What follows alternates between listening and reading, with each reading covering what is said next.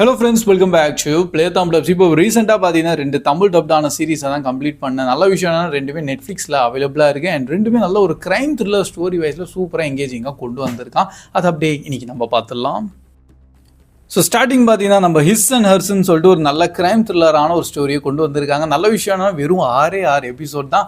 And season 1லேயே ஸ்டோரியும் நல்லபடியாக முடிச்சிட்டாங்க.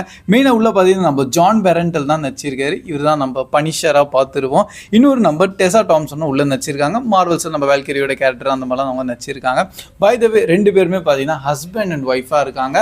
But இப்போதைக்கு கொஞ்சம் செப்பரேட் ஆகிருக்காங்க. அண்ட் இப்போ 2 பேருக்கும் ஒரு கனெக்ஷன்னா உங்களுக்கு தெரிஞ்சவங்க இதில் மர்டர் ஆகிருக்காங்க, லைக் இறந்து போயிருக்காங்க அங்கே ஒரு சின்ன ஊரில். ஸோ இங்கே ஒருத்தவங்க லைக் நம்ம ஹீரோ வந்து டிடெக்டிவாக இருக்கார். அண்டு அவருக்கும் அந்த லேடிக்கும் கொஞ்சம் கனெக்ஷன் இருந்திருக்கு, இறந்து போனவங்களுக்கும்.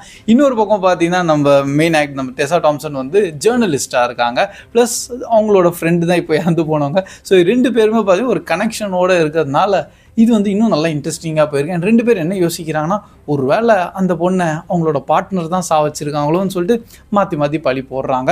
பட் ஃபைனலி உண்மையான யார் அது கொலைகாரன் அண்ட் இது எப்படியெல்லாம் போய் லிங்க் ஆகுது அது என்கிட்ட நீங்கள் இந்த சீரீஸை பார்த்து தெரிஞ்சிக்கலாம். கொஞ்சம் ஸ்டார்டிங்கே சொல்லிடுறேன், உள்ளே கொஞ்சம் அடல்டரியான 18+ விஷுவல்ஸ் கொஞ்சம் நிறையவே உள்ளே ஆட் பண்ணிட்டாங்க. ஸோ அதுக்கேற்ற மாதிரி நீங்கள் ஃபேமிலியோட இந்த சீரீஸை பார்க்க முடியாது, தனியாகவே பாருங்கள்.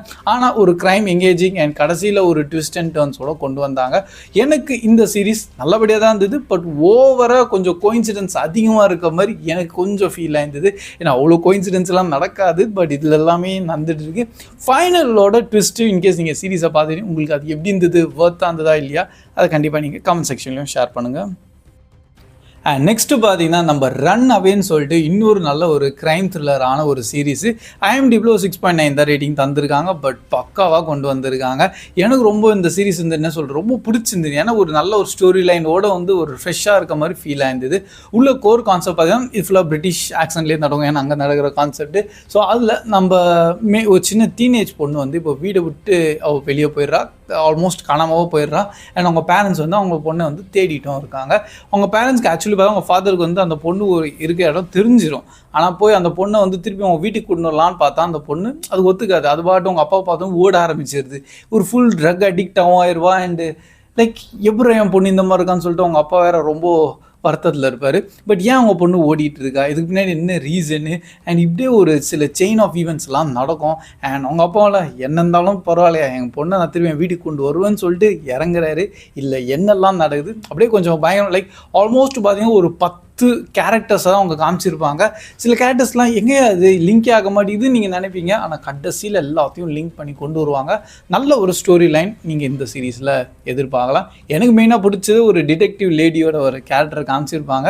நல்லபடியாக இருந்தது. அவங்க ப்ரைவேட் டிடெக்டிவாக இருக்காங்க, அட் த சேம் டைம் அவங்க கொஞ்சம் பயங்கரமாக மூளை யூஸும் பண்ணுறாங்க. அது கொஞ்சம் சூப்பராக இருந்தது. அண்ட் இதுலேயும் பார்த்தீங்கன்னா ட்விஸ்ட்னா நிறைய ட்விஸ்ட் இருக்குது. லைக் நீங்கள் நினைப்பீங்க ஓகே இது தாண்டா ட்விஸ்ட்டுன்னு சொல்லி முடிஞ்சிச்சுன்னு பார்த்தா இல்லை, இன்னொரு ட்விஸ்ட் இருக்குது. கிளைமேக்ஸில் முடிக்க போகுதுங்கிற ஒரு 5 மினிட்ஸில் ஒரு ட்விஸ்ட் வச்சு முடிச்சாங்க. ஒர்த்தாக இருந்தது. அண்ட் ஒரு ஃபைனல் ஷாட் வந்தது என்கிட்ட அந்த சீரீஸ் முடிக்கும்போது தரமாக இருந்தது. ஸோ இதுவும் பார்த்தீங்கன்னா ஒரு கம்ப்ளீட்டடான சீரீஸ் தான். நெக்ஸ்ட் சீசன்லாம் கிடையாது, இந்த ஒரே சீசனில் நீங்கள் என்டையர் தான் முடிச்சிடலாம்.